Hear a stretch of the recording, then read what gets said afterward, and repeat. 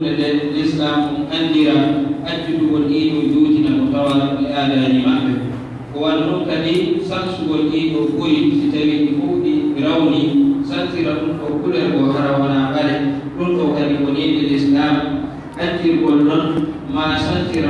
على مطور إليه مأبه كبه كرامين والنن إليه جديد أسنك وجرد إليه جديد أسنك وارغ والنن كدي نعم والجنب نعم wannon kadi wadda gol hurundare kanƴe wannon kadi wiyeteko isbalu khiyar ƴuutingol tojji feƴƴinani ko sharia o wii ɗon sen ko wonɓe ɓen ɗum ɗo fof ko tawaɗa nafoore o ala e nder muɗum ko wano noon wattarabu wa masaniru cheytan ko wano noon ɗoɗo jiɗo e ɗiɗo ɗuɗɗiji cheytan ɗum woni musique e kala haalaji muɗum ɗin haray ɗum ɗo fof ko haalaji maɓɓe وتبت جد من آنات وجود مود حانا نجي نامت مبد مود حرينا ويرجيك كلمات ربوني ونو إقبل بيجي عندي إذا ولي قال كرم قمال أنت يوتر نكمل وما كان ما بيجي حري ترى وتبت نجي درجة وتبت نحور لي وإنك الله سبحانه وتعالى على كتاب نقال مرد فجر كلهم وإنك من الشيطان. السلام عليكم ورحمة الله وبركاته. وعليكم السلام ورحمة الله وبركاته. Dari Allah Subhanahu Wa Taala, wala pekulu kami sangat sangat mati yang dia rahmat wala banu. Ini kali dari Allah Subhanahu Wa Taala wala يدعوهم فبشر عباد الذين يستمعون القول فيتبعون أحسنه. Ini kali tahu harap dikumpul di dalam dikiti nafora nafira mereka dikumpul di dalam kumpul insyaallah. Hari si mufti ayo termendelom ada nuwul untuk besera kita cuma membau ada itu de Syekh Bakar microphone via bawadan sonorization. Hari note ambil memandong ada Syekh Mukhtar dia lagi insyaallah bawadan introduction kamu kau bermimpi insyaallah. Boleh berfadasi. Presentation.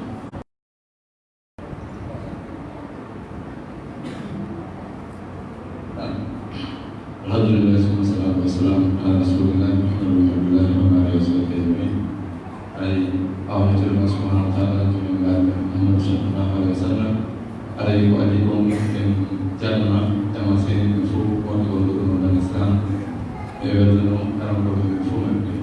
Alaihi inshallah we will have present the program Dental Islam or Rabi Sabu Rabi Sayo. Alaihi Dental Islam andi alaihi ko turulum daga awre alaihi nom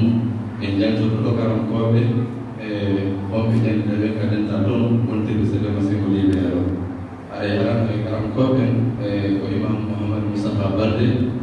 alaihi benon ko kabang fi ubani jannu dun ko anati jene alaihi ko dikataron ustaz Abu Bakar Bari benon ko tafsir Quran ko jannu de tarakaje dikataron ustaz Al-Fasal Jalal benon ko siratul Rasulullah ko jannu sallallahu alaihi wasallam dikataron ustaz Abdurrahman Jalal benon be araman de alaihi benon ko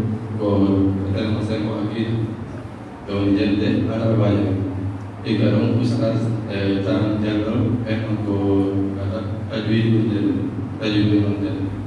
ikaron ustaz Abdurrahman so en ko jende lokol arabia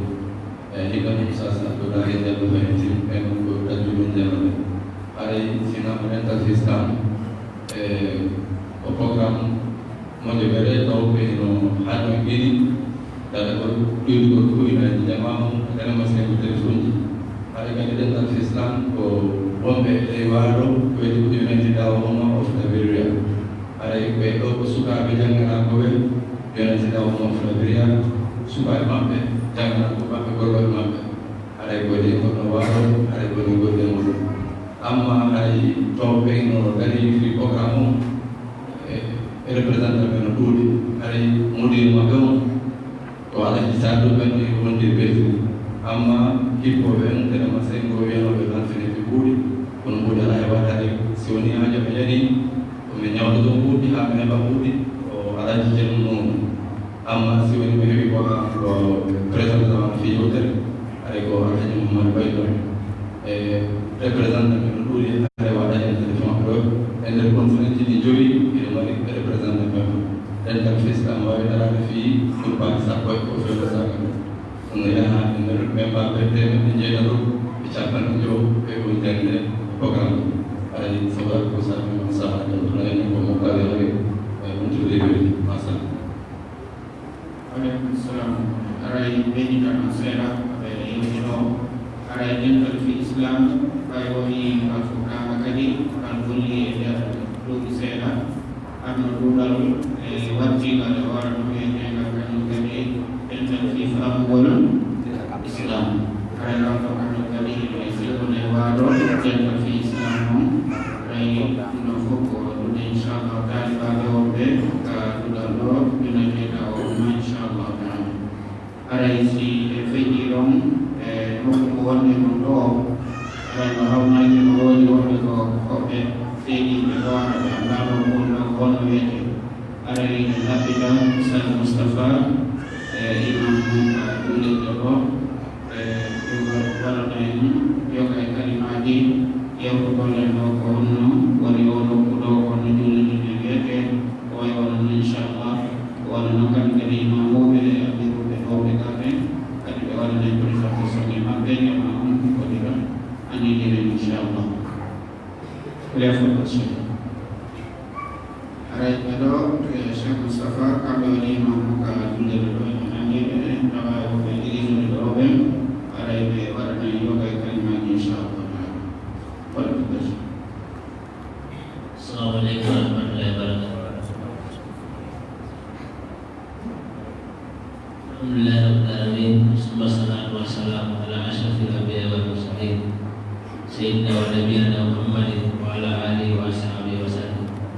Ada wano ustaz yofi doni edo no kula menen o julirde menen julirde United Dawa Ummah of Liberia. Ada yang foi no woni ada ganda kono ko urdude ko mani nen no kula do no kula nen o enen duala kono do tigi kanti o do ne guwet no batu guwet man no bawan man no batu do ko do guwet no batu ada nen no kula ide jodi amir e den do no kula duala do kambe magene laji wal bari ko do do amir e den do no kula ada non alam ko be no kula nen do ay ko kambe kanyu kan benen do o me kalfi na no kula nen ada e yoti ko bi imam ti wonani ko do mana ada no me kalfi na de no kula do ada no kala ko be men de ko de suti na do no kula nen ko no kula United Dawa Ummah of Liberia ada ina jama fu ko welcome e wette ni jama fu sena e mabbe e do Allah subhanahu wa ta'ala e Allah sena yo ko ke do bakar Allah subhanahu wa ta'ala e fo me e bana ci sena yo ay bana ju ko hala ada e donna e be ro inshallah bana yo de sena yo ti e do kula nen. Assalamualaikum warahmatullahi wabarakatuh. On jettiga ko Sayyid Mustafa Diallo yewtu gon ɗo aray ko weltanagol nokkure jama doola on sabandema ɗoftagol hooreɓe e nde nokkure wonde doola ɗo aray na ɗumdugol yewtere nden ɓuye moɗon no anndi e ɗo ko doola wiyete ɓuuy aray ko juulirde United Dawa Ummah woni bank ɗo aray no menen ɓe wonɓe yewte ɗo min ko Alpha Oumar Bari representative United Dawa Ummah doola ɗo ko juɓɓinoɓe aray meɗen noddande United Dawa Ummah e laawi ɗi fof ella ka amiru yaɗo kañe goto wonali amiru e leydi are ɗo wona harama ɗen andu e mbiɗatuji ɗi kadi e golleji ɗi fof e aray ɗikkuɗe ɗum ɗon ɗum meɗen weltanimo ko ɓaaɓe e saare doola ɗo ha ɗo kintal ha kawol wondu saballe ma golleji heewdi ka wonnen e nde saare ɗo hakkunde janngayɓe ɓeɗe mari ɗo iwayde ko woɗɗi woɓɓe iwayde temeɗɗi ma temeɗɗi ɗiɗattol janngugol e nde saare nde wonde ndoola ɗo ara ɗum jarna kamoɓe jarna kala nde ma arɗo yentagol nde yeftere ɓe ɓaali ndede almol allah yimɓe maɓɓe nde ara so tawi ɗino daw aray wallahi on ɗiɗo welti sabandema yimɓe ɓen no ɗofti jaɓugol laamayde e mene wonɓe yeeso ɗen probléme mum waɗima woɓɓuɓe hollita e jaɓɓira waaji ma ara yawtaade jaasi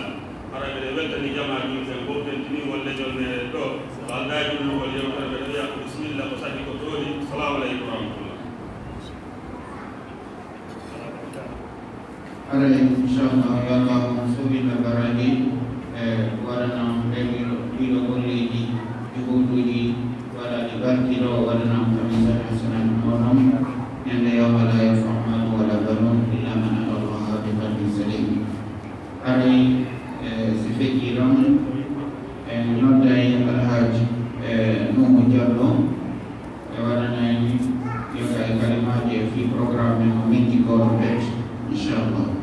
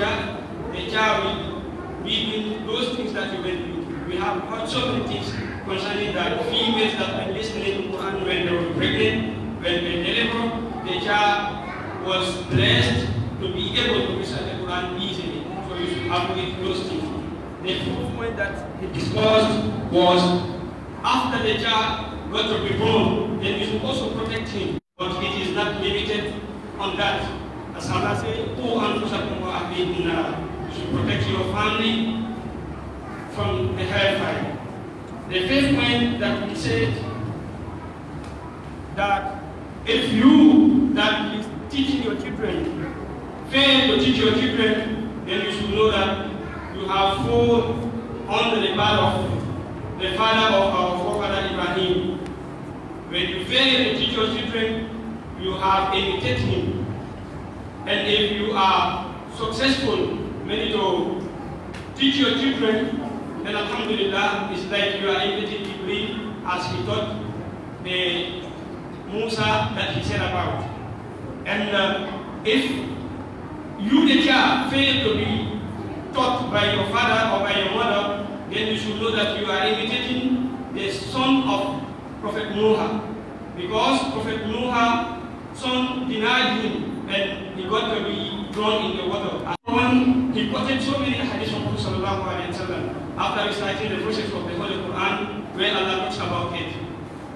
Then from the hadith he said, anyone that imitates a group of people, he will be part of them. When you imitate a group of people, you will be part of them. And he said also, anyone that loves people in the hereafter, he will be resurrected with them. If you love people, you will be with them in the hereafter. If you come to love the non-believers, and in the hereafter you said you are a Muslim here and you die, you will be resurrected with them. It is a great regret. As a Muslim, you must be so smart so that you can imitate the non-Muslims. You should always imitate the Muslim. He also said that imitating the non-Muslims can be in two ways. Sometimes you can imitate them broadly, but don't be separated. The last point that he said, what I mentioned here, he said that you should keep the tradition of Prophet in contradicting them. You know, for the Jews and the Yahud, they don't like to say they are beads. And you know, if it's a sunnah of Prophet, you keep your beads. He also said you should cut your mustache. That is the teaching of Islam. For them, they do it. They keep their mustache and they shave their beards.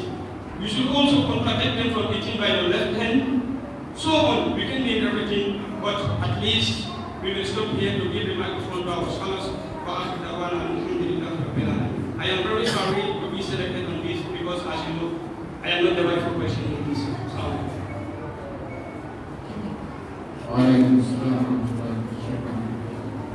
Raisi fitiro kanu kali dari info dan info diro pokok kanu kali hari ini mereka ada staff Jemaah Islam awal waktu izin dan kaya segala kawai burung asas belok deplasi dari Yuri Ayasi awal iji fi akal tahun dan lo penuhnya Ustaz Sadu Jalu Yuri bebang ada untuk belok Rai beberapa representantes Islam yang konfirm kali babe insyaallah akan komen dok. Antara nurun kawan pendidikan dan daga ala dijemu jalo Al-Hajj Bailo Radio Sautu Salam wan kali ngadi Al-Hajj Bailo jalo dan kali kan komen dok tidak dua lalu Ustaz Muhammad Alfa Jalo wan dengan Australia Onye lebih Australia itu, yang kawan pun memarkaba, ada insyaallah waktu kami kali tawadara, ini bila kita ada dijantan yang gunung, ada yang alat mulut dari yang jadi yang gunung, buri yang jadi yang muka Allah Subhanahu Wa Taala. Itu dia Allah Subhanahu Wa Taala yang keinginan yang mereka yang pada ini, untuk kami sana mereka, dia mulai Rahman walaupun ada seperti dengan kuatkan mikrofon itu dari kamu komeni ada kawan yang ta'lim itu mata didi mau uji didi ia utari ia Allah Subhanahu Wa Taala asyik kita nukadi ekonomi kewasi ini insyaallah ada kuatkan mikrofon itu dari mata Allah anna khairan wa khairan Islam.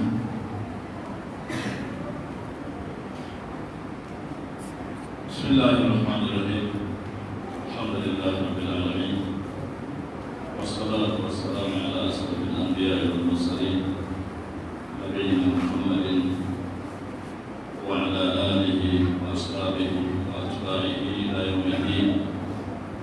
Allahumma shalli wa sallim alaihi wa ala alihi wa ashabihi wa atba'ihi wa sallama tasliman katsiran. Assalamualaikum warahmatullahi warahmatullahi wabarakatuh.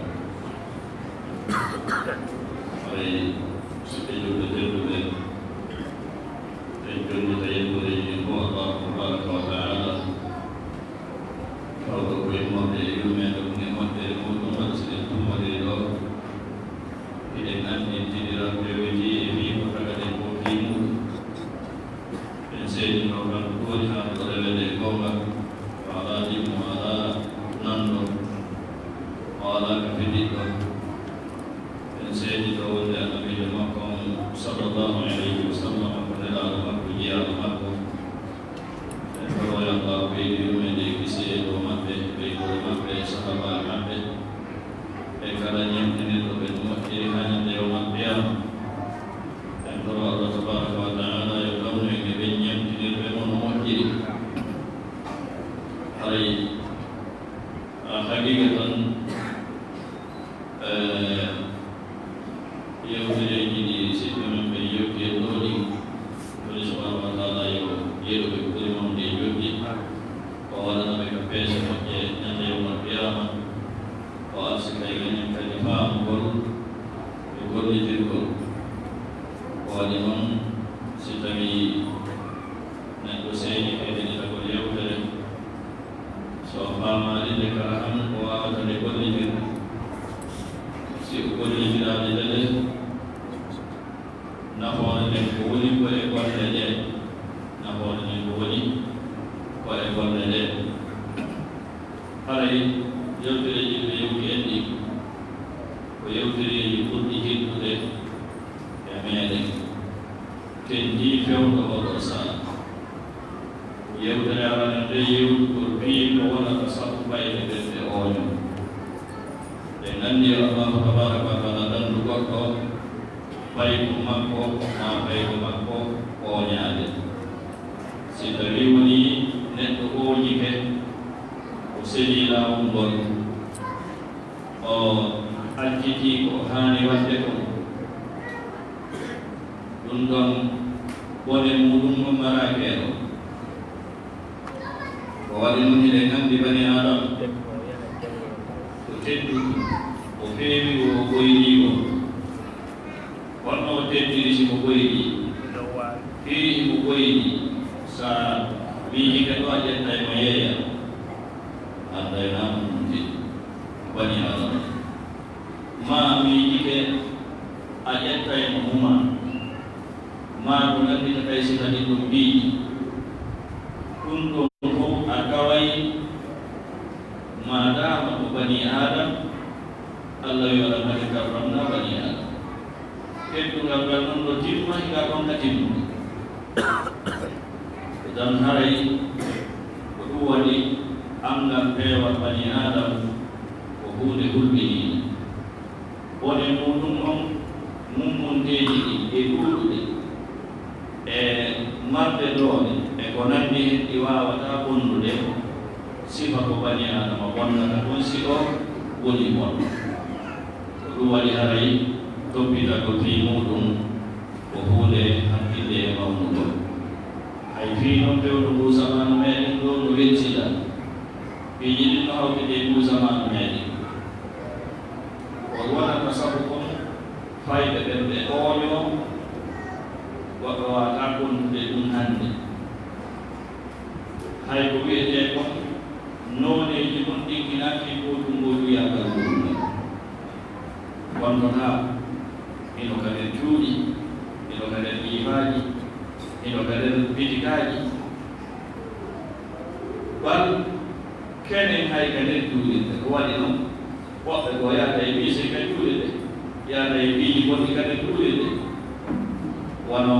karamo kojo ɗo ɓe nandiri siko imo saba imo ɓangina fi wiyete ko fitina mo nelaɗo saba saba maaki ko fi muɗo geɗe nandi ɗo maaki ko wonde fitina awe ka sakkitorɗe zaman o maaki fitina on yowitaaki ɗum e fitina yiite e jandi sanan ko wona julɓe ɓe wona mbiyeede hannde ɓe wona yenneede ɓe wona tooñeede ɓe wona soñjeede ka ken fitina wona ɗum hatti wal fitina on no piiji ɗiɗi fitina ko sarra o fitina ko darra fitina kampere e fitina ñeɓeede hande fitina newede ɗen no bondi yimɓe buyi no ɓooñi yimɓe buyi ayiya neɗɗo hande no naani ka juulirde tawno ko ɓaawɗo ɗe masaji kuuƴe ɗe kaamiluuje waɗaade ka juulirde Allah tabaraka wa taala yoɓu e yoɓuɓe no hen ɗum pintire nde hewtirire ka e nde naanire ka juulirde yoɓe koni on nde juuti te hande ɓayde e waali kono e alaa ko heeweni ko ɗigen ɓaawɗo sa naatiino juulirde a yaawaali naatude a heɓataa musabu mo an janngira a sakkitiiɗo hande fii hon ɗum addiiɓe naatude ɓe mo kala ƴettii kaamil no jooɗii no jamɗude kono hannde a taway ko ɓuri jaaraaɓe ko yimɓe ɓe si naatii pilaasi ka ɓe ƴettayno ɗum musabu ɓe jogo hannde ko jawwaalu maɓɓe woni musabu maɓɓe o ɓe huɓɓinde allowal ngal ɓe jogiigal ɓe yuɓɓa hoore maɓɓe e yuɓɓande nde heɓata ɓen maali aduna o woni haalitorɗe nden ɓe connecta hoore maɓɓe e aduna o woɓɓe e maɓɓe taano jooɗiino daarde filmu woɓɓe e maɓɓe no jooɗiino daarude wono jangude sunnal kade juulirde no naati no habbi julde ina ka jangude sunnal laaɗo maaki fodde ina habbitii julde haray ko e ko a ñaawore wonko e ɗum malaika ɓendu anndo goɗɗo kala e woto kala e mooɗon simo jooɗii ka o juuri ɗon fodde o waɗaani hadal maanam yuhde te sikki aɗaaɗo tawa e hadal huɓɓingol téléphone muɗum connecta mo e ka boni ma e ka tawata hay si tawi wona ko fennditaano boni kono on tigi no waawno muññaade ɗum ɗon haa weɓɓe ɓe juulirde siko suuna faaɗa heƴtaade anndude gonno feƴƴi hannde gonno feƴƴi hanki ɗum wonaa ka e juulirde ɗuwano waɗeede on sahaa mo wonnaa ka juulirde ka haatnoo gollitude jagga ko inde Allah e janngol Qur'an e waɗgol naafiiɗo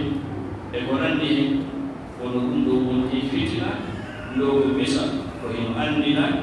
wonde fitinaaji ɗin ɗi hakkaa e boneeji ɗin ɗum e tampireeji ɗen pat wona qulubuhum bis-sabri wal khayri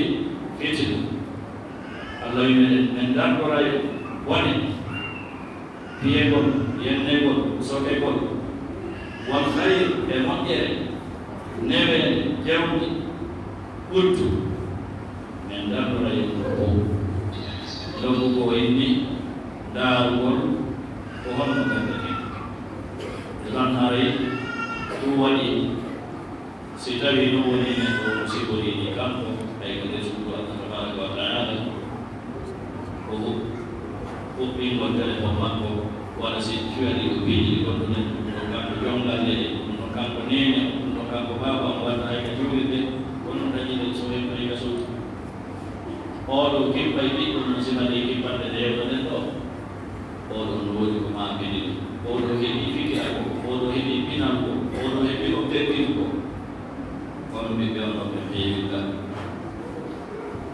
tan ay ɗo ko fitina moolana probléme ko e ko tawata si tawi woni wattanaka hilla a taway ɓen ɗum tigi ma yuma ɗum tigi waɗay sabu ɓiɗɗo mum on ooño hannde ndu lewru o e ɗi leydi kawonde ɗo eɗen anndi kam ko fewti wal hay ka meeɗe damini hannde hay ka meeɗe fulawa ko wiyete ko 25 ma 24 e 1er janvier eɗen anndi gaynanoma ƴoogoyeede no ɗugonaade e ɗen no haa heewa hino feƴƴi ɗon kon ɗum ka ɓiɓɓe ɓe wonaa janneede ɗum yerwoɓe toppitaade ɓe yo ɓiɓɓe ɗum janngo ka ɓiɓɓe ɓe wonaa jannoyeede noon ɓaawɗo hari wiye ko lekkolji wonaa lekkolji islam ɗe lekkolji chrétien ma lekkolji ɗo ma lekkolji ɗo ɓiɓɓe ɓen koyo naɓe ka lekkolji julɓe ɓe wota ɓe naɓe lekkol kaalijo e lekkol kaalijo kaɓe jannde ɓe wi ɗum ɗo e ɗum ɗa wi wiɗuɗe ko hina hannde noon no woodi wi'itiiɓe ko julɓe rewɓe wonde muɗum mahode diina mum kam o innugo ɗo Qur'an ko jogiɗa ɗo naɓoɓe wiugol oɗo ɓeɗo sahabaɓe ɓe diina islamu kan rewi e mum ha hewti kala kaka hewti ɓen ɗon ko hefenne woni ɓedde wiyetego siya ɗen no andi fewti ɓen no dandide koni hande e kala ɓuri sendidira hakkude oɗo e oɗo ko kala wiɗo la ilaha illallah muhammadu rasulullah hoɗo hon kana ɓeyna sinani ɗum nanga wowde gol ko sendide gol duɗe ko pottal haala ɗi kan yani no tindi musidɓe julɓe ɗayre moɗanade ɓangal andugol ko honɗum woni ko fewni joni julɗo gila maɗitiɗa kanko julɗo a yirani mo juuɗirde a yaali mo juuɗa juma a yaali mo juuɗa jama hay hunde ko hawtiniti e julɓe hawtinita e julɓe heditiɗe ala a nani kadi si tawi a hoolakiɗa haani kefude siko a sensowo ma siko a yeeyowo si nanama ɗo joni 50 fooji no yalti kala sensowo ara no heewi o tefay o ɗaɓɓitirayɓe annduɓe ɓen kon ndenan konno ma nde andorta ɗiɗo ko bonɗi yeeyowo sensowo fonctionnaire o mo kala tefay fii heɓugol maande ko andina ɗum ɗiɗo ko bonɗi ɗiɗo ko moƴƴi kono joni noon a naniɓe yenne e sahabaɓe a naniɓe nayi ɓe ni ɓuranonaɗo si tawi a nan a yiyaani ka windi an a marama tefira ha anda ɗum siko gooba ma si wona ko wigo ɗum kala wiɗo la ilaha illallah ko goto konto yiɗaani ɓe juuɗa julde jama ha hande honno juulide maɓɓe juma nde e ko nandita kayɗi e ko nandita kayɗi jonno ƴetta ɓiɓɓe mum ɗo ɓen ƴetta ɓiɓɓe mum ɓen jonna ɓen ɗon fii no gasa ɓay ɗen ɗon no waɗi pilton onon e pilton ɗon eɓe ƴettuɓe kuuɗi nokkugo ɓe yoɓa jannoɓe maɓɓe ɓen bal hay pay umma ɗum naɓuɗa ɗon ɗum no gasa ɓe yoɓa ɗum fii ɗum ɗon bal feƴƴi ɗon kañum kadi ari ka meɗen gagani ga wi'uɓe ɓe wonde nelaaɗo sallallahu alaihi wasallam wona kanko woni sakkitiiɗo nelaaɓe ɓen ɓen kadi no ga haadiyani ɓen kadi no ga ɓe mbaɗi lekkolji ɓe mbaɗi lawtaaniji ɓen no wi'i wonde nelaaɗo sallallahu alaihi wasallam wona kanko woni sakkitaaɗo nelede ka Allah yimɓe ɗon annabi jomum sallallahu alaihi wasallam ko haala annabiyin kamɓe ɓenne o annabajo ko ariimo inaama ɗon ka ɗurana yimɓe ɗon annabi Isa waraka ɓe yimɓe o annabi Isa waraka e ko nandi hen e ko nandi hen ɗum ɗon kadi no duuɗi ɓen kadi no mari referenci e ko nandi hen ɗon si goɗɗo ƴetti ɓiɗɗo mum heyre ɓerde mum nden arabo ɓe wiyata ɓiɗɗo ko heyre ɓerde aade nden ko ɗum waɗi mum kala ko meeɓi mo muuse si o nawni a muusete si o weelama a muusete si goɗɗo ɓiyimo a muusete ƴettamo waɗa e ɗiɗo no keewi ɗum ɗo ko feewi ɓe feewina ɗo ko muskilaji moɗa musidɓe julɓe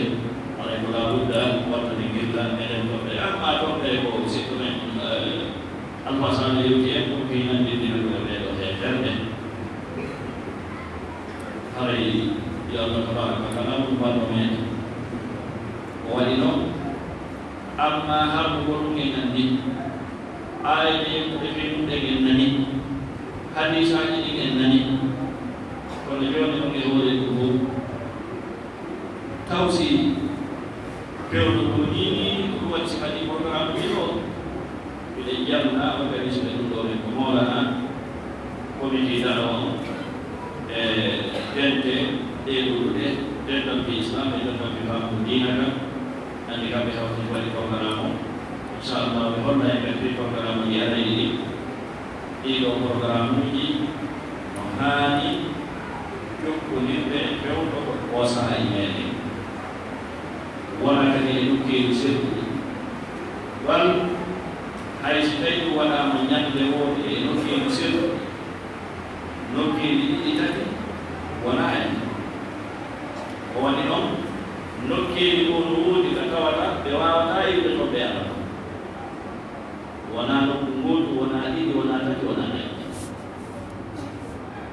ɓe wawa fof wawata moɓonirde nokku gootu ko eta o ko eta osan haray ɗiɗo programme uji ko toppita mimu sukkina toɓɓe ardina wattana hin organisa o ino manɗi o waɗi ɗum majjere nde hande ko jaari woɓɓe nini ino waɗi fere wi'ugol honɗum ñande 24 ma 25 eɓe soodande fay maɓɓe men ko ɓe satti kano ko ɓe wi ɗum ko noon e nandindina kode maɓɓe woɓɓe no préparude defande ñande jooɗo ka suudu mum yaaga hay kono jooɗo ka suudu mum welnana hoore mum kañum ɓeyɗore mum nden yeeto ɓiɓɓe mum ɓen warandema hannde ko ñalande hanande welnede ko noon e nandindina kode maɓɓe ko noon e nandindina kode maɓɓe isan haara heddanike on ɗum faamugol hannde kadi ɓay andi nandindina kode maɓɓe ngol no harmi wal no hulɓini no hewtina goɗɗo e keefiranta e yi hadise aliraɓemaji man tasabbaha bi qawli fa huwa minhum kala nandindiniɗo e yimɓe aray ko e maɓɓe o jeeya sayh islam ibn taymiya rahimahullahu maki aqallu ahwali ɓuri fannude an haali o hadise yewti ɗumpi o annon joni si tawi goɗɗo nandindinike tawi ko o nandindini o wona o juuɗo nelaaɗo nde inni mo nandindinike yimɓe haɗa koye maɓɓe o jeeya joni mo o nandindini o wona o juuɗo ko feeñi gonɗum gon ko feeñi gonɗum gonɗum tindini ko on ɓe o yakkiyeji ko ɗum woni ko ɓuri goɗɗuɓe ko ɗum woni ko feeñi ko kono e wiyata dagaji ka laara goɗɗo fii o waɗi ɗum nde ñande ina dagaji wonno no gasara o anda no gasara o hooɗaji saka kamɓe ko ɗum woni no gasa o anda ko ɗum waɗi siɓɓe sahi islame ɗum tawiya maaki o ɓuri faddude e alhaaliji ko hadise ko yewti ko o wonde ɗum ɗum timmini waɗɗo ɗum harde ɗum ɓuri faddude alhaaliji o hadise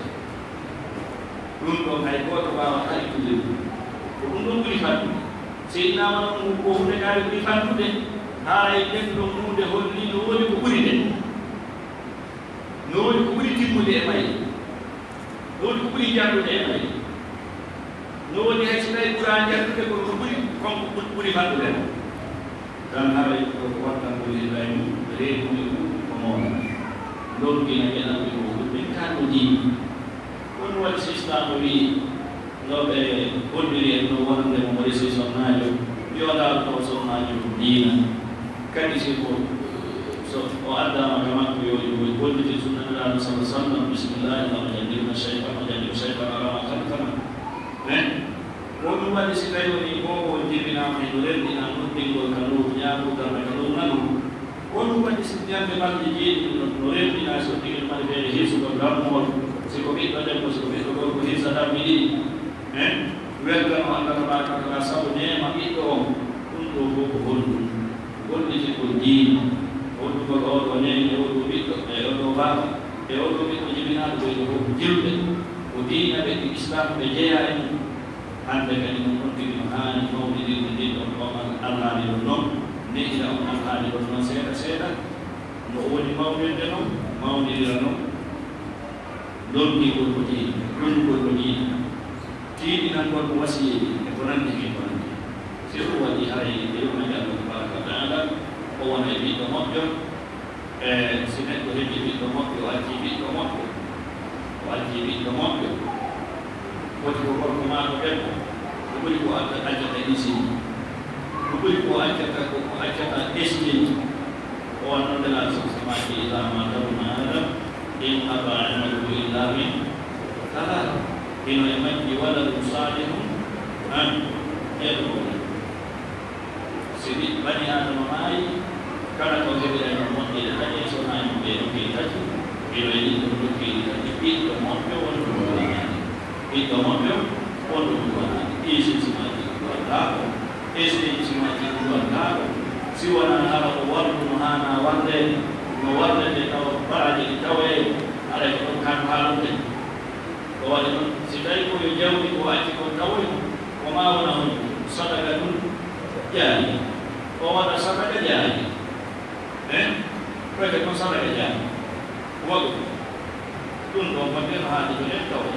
quando si dai ora neanche mai vuole che ti dan mare tutto che vuole che dai è troppo comune lo sa che lo tempo io vi alhamdulillah e lo dente e lo succa alhamdulillah ko welo mola nako kawde mo di sukabe organisation sadi ko ka wana ko organisation no dita orkes wana ko organisation bi bekat ma bensen ko on ko fe ko wadi na ko organisation de premier exemple ko on ko fe ko wadi ko ko organisation de jendile en nani do wonde one mission temple di Islam amir makam mohon amir makam menjadi beli musik kemarin ilan demo di diri tahu saya beli saya andai kalau udara ni begini anda kesal beli woɓɓe ko non ko woɓɓe no Amérique woɓɓe no France woɓɓe no Allemagne Allemagne ko ina continent Afrique continent ji jogi kala ɓe woni ni mo kala ka woni no organisation de sima ɗum ɗo no dali sima de ɗanende ɗo ando ko ɓeɗo e moona ɗo ko gonditi ko sukayagal mum ngam e ko dimɗinanta ɗum kañum e ɓeydore mum nden e musidal mum kam e umma islamiya on dimɗe ɗe mara hattode haray noon e hoore on ko welwel fof eɗe ɓeyda lerminde ɓe kamɓe sukaɓe ɓeydugol wakkila ɓeydugol duumal ɓeydugol tabutugol e janngol e yifannude e fof no janngede e ngalden ɗam fiɗum no janngede hadis no janngede tafsir no janngede aqida no janngede sira nelaɗon sallallahu no janngede lugatun arabia ko faamirde ko faamirde luga on way dina men kan luga makko on ko arabi no janngede e yiɗi ɗo ko alhamdulillah allah tabaraka wa taala ɗumi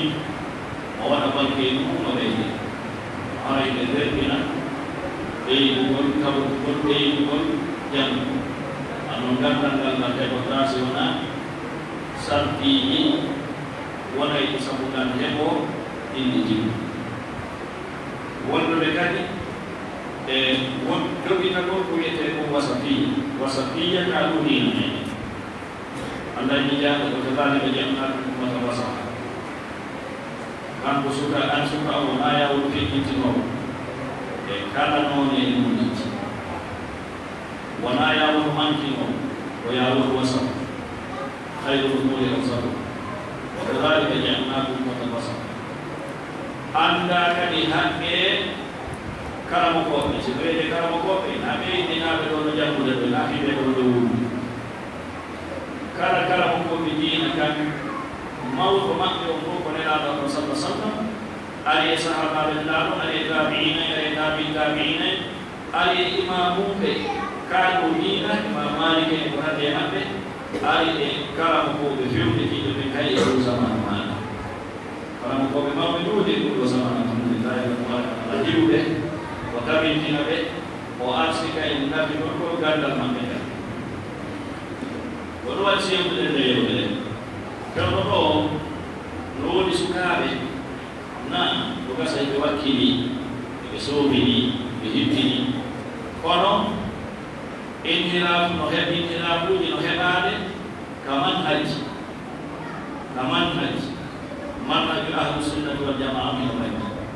no tawa e ɗum pindi ngol karam sahabajo goto ɗum pindi mo ndeniraaɗo sa sallam anelaaɗo maaki laysa min ummati riwaya ko laysa minna man lam yujidda kabirana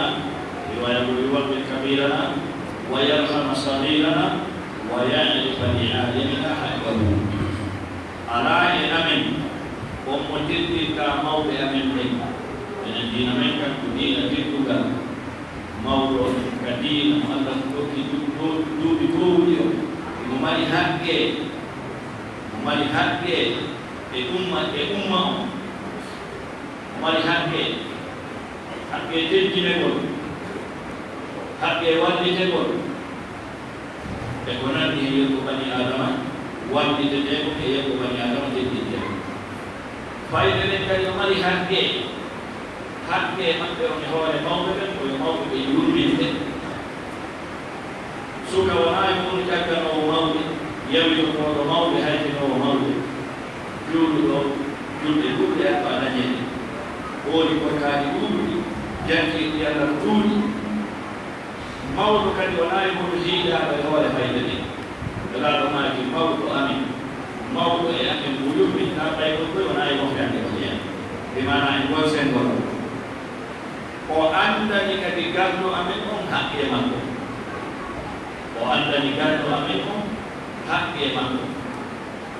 kala mo goƴi so waɗi fatwa eɗen anndi reenaaɗo o e mara reenaaɓe ɗe ɗo mofɓe si wona nelaaɗo ɗon sabu kanko ɓuri mansu kono nelaaɗo sabu salam o anndi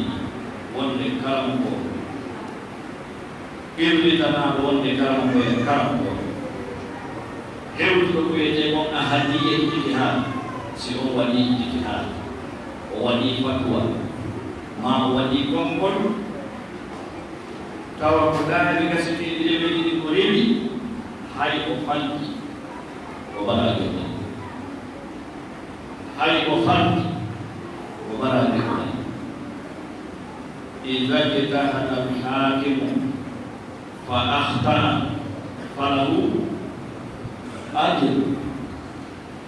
إذا اجتهد الحاكم فأخطأ فله أجر Sigano marko gandal nyaaw ko sembidira ko dagi e ko harde ko moƴƴi ko boni ko selli e ko senda si on waɗi ijtihad o falti e mo mari baraji ka anda sabu ijtihad makko wano ko diina o darani ko ɓangingol gonga o faani ay mbi o falti wono nelaɗo maaki mala o waɗi si tawi o waɗi ijtihad o hawti e sawaba falahu ajran mo mari baraji ɗi kadi si kala ko waɗi fatwa falti ma a yii e ma mi yii e an wonde falti ko honɗum mi haani waɗde honɗum haanda waɗde kaman hay salaf o yahugol hakkanoyam sino newi inna kaari minani fatwa minani wonde ina waɗi fatwa wi ɗuɓe kaari e no waɗa ɗum wonana kam waɗi so irritide naam mi waɗi fatwa ko honno no faalaɓe yimɓe faamde ma mi wonan mi faami ma haa ko noon woni ko haaniri la Allah min miiji ɗon o fandu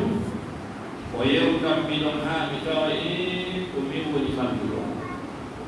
o waɗi noon alhukmu ala shay juz'un min tasawwuri nde goɗɗo no ñaawa huunde ko falje ma wona falje emo haani heɓde tasawwur huunde nden ko timmi mo haani henndaade huunde nden e jeɗɗe ɗen ɗe fof o huɓi ɗo juz'un min tasawwuri laabudda o heɓa tasawwuru timmuɗo e findemi naa yo ndaari sembo wotutum naa yo ndaari sokkundu wotutum no gasa ɓe ɓeydito gandal mi immota ɗon e ɗum haali jaga ko mbimi faamin no masala kaalijo e yo jaga wonaa no mi faamin noon ma hay si tawi no mi faamin noon no tawa e masala on kono jaga wonaa ɗum ɗum tum alhamdulillah be jigi tan ma to kasara ko ga ko kan tan kono hande kadi men walli ila don ha walli ila don ha wi akan de na ko de kono aya ko hande si ko na wala de hande ko Facebook ye ho boli di on radio sosial e man ko kan ko be do na man haju sa sa ye am si di di ala ido yukiri beri yukiri hande ay ido yukiri itu masalah nanti dia nah ini saya bagi awali iltizam ajeng masalah kita saya Islam Ibnu Qayyim Ibnu Taimiyah saya Islam Ibnu Taimiyah i'tibar as-sirat al-mustaqim li mukhalafati ashab al-jahil ada pahamian juga masalah yaudah konsep memang masalah yaudah pun fi atasab yaudah jangan aku jemaah Ibnu Qayyim rahimahullah dirasatul lahman masail syaitan wa faham yang kok bedeng ada beda madakhil syaitan dan syaitan ini kau dah dengan Bani Adam wa Imam Ibnu Jauzi rahimahullah wa ma tanbis iblis merkawa zaman tunggal mau dekat iblis menjadi dengan Bani Adam zaman panjang sakabon yang sidai menjangi wala tibai jiana sidai menjangga udah zaman yang konemanku udah damankan anila ukibi an anawi an awli yumbi kuri an awli sakko mai ganda Ibnu Jauzi rahimahullah kata Imam Tanbis iblis yang kana kujuhu ya tak ganda hole do de wala ole ba majid fi ko ya jira pam ko be jira pam ara itu gunung wa kawatiru setawi de do de hara de de hakali ka yahudi kitu be de ala hakali ka yahudi na be hodi ko sahihi ko ko ni kutaka kawe ya bali wanon darsu jangan wala mo yoroka siko Amerika won siko Australia won siko Liberia won o wala darsu makko woni jangan aku jom hendo darsu kala ka dona ko ne mo Allah tabaraka taala yang dinani wan di totelo fi be ko ganda be ko fa ora kana ka uti woni ka siko amoro ni wa ya de ro na ka mo yo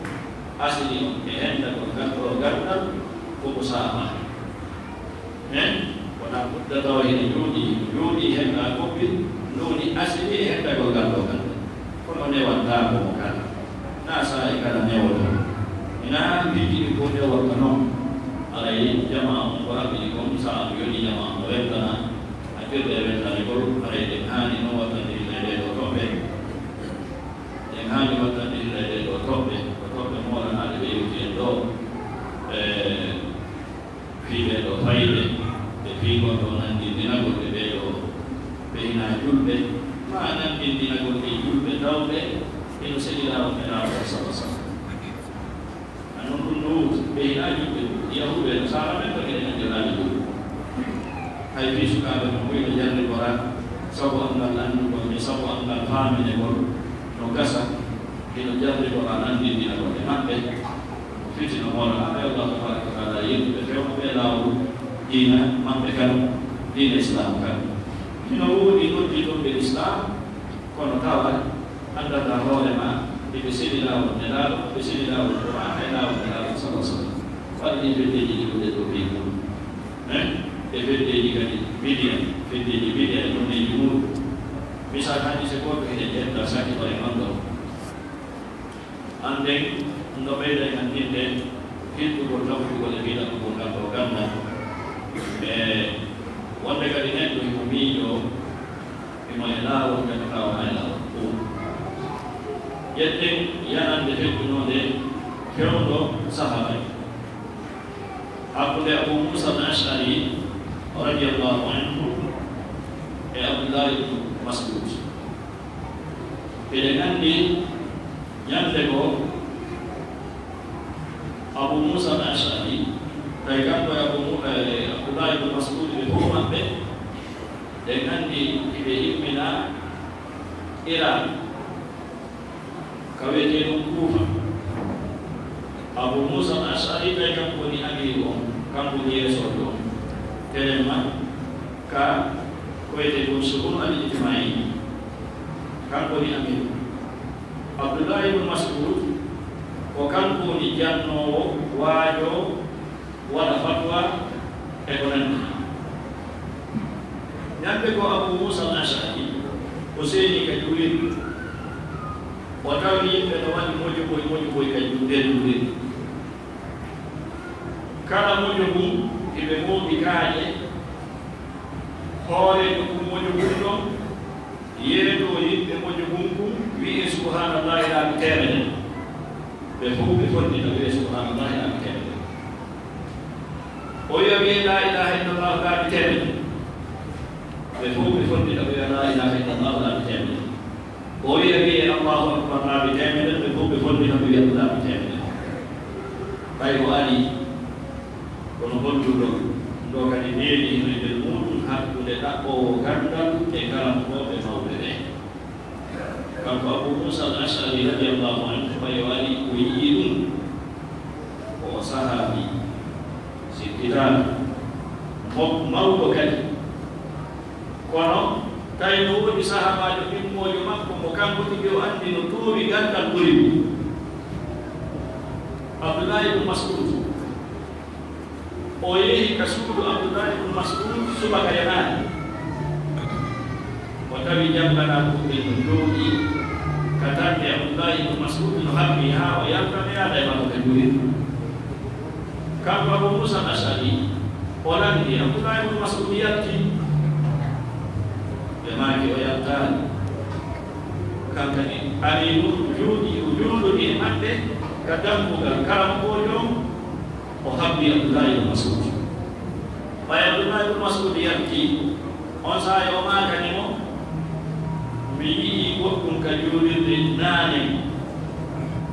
komi anndaaki muɗum ko faydumi mi anndaa si halɗum ɗon kono kadi ko moƴƴere mi yii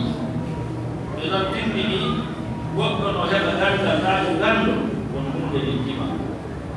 o wano ɗiɗo miiji ɗo hawtidiri ko biiji